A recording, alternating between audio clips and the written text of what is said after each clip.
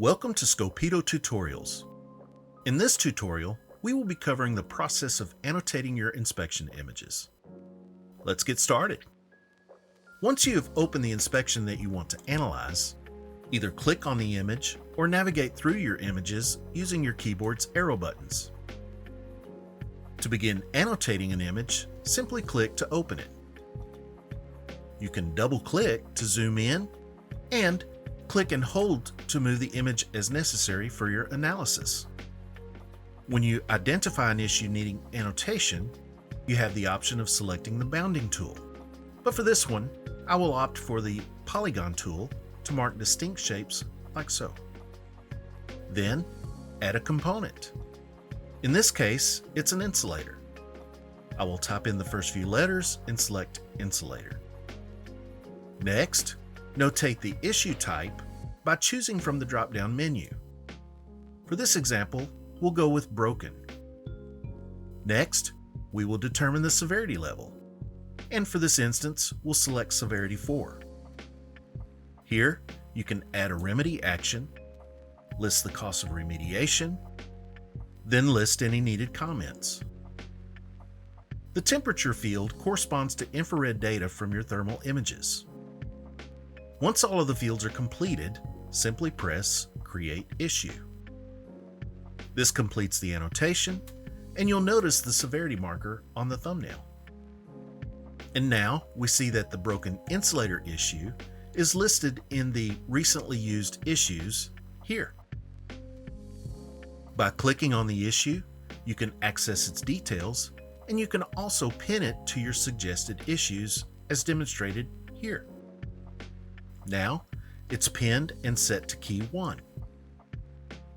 And if you happen to come across another broken insulator issue, simply press the key 1 button. To demonstrate another annotation method, I will mark this issue by pressing and holding the Shift button, and using the suggested issue method can be utilized within the same image or other images. To end the annotation, simply press the Escape key. Next, I will demonstrate using the drawing method. Click here to use the bounding box, then press D and begin drawing. For this instance, I will create an issue for this bolt.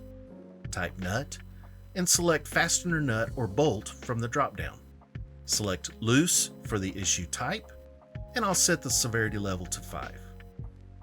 For this one, I'll leave the remedy action and cost fields blank and type in my comment. Press Create Issue.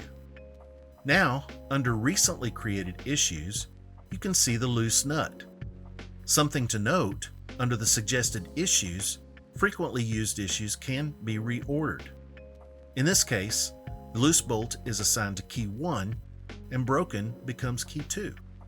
As we proceed with our analysis, and we encounter another loose nut, press the 1 button, make any needed changes to your annotations, mark the item like so, press the Escape button, and move on to the next issue or next image. For this instance, I will demonstrate how to link issues. I have identified this as another loose nut, but instead of using the suggested issue, I will link it. Upon moving to the next image, I realize it's the exact same bolt as annotated here, and of course the same fault. So I create my bounding box, then I will click on Link Issue here and choose the original annotation. If you are unsure, you can compare by clicking and viewing the thumbnails like so. Then press Link Issue, and now the same fault on separate images is now linked. This way, when generating your report, these annotations are linked together under the same issue. And as a quick mention, you can access the keyboard shortcuts menu by clicking the little keyboard button here. Thank you for joining us in this tutorial. Check the playlist section for more tutorials on how to utilize Scopito's powerful inspection management tools, and don't hesitate to reach out to our support team if you have any questions.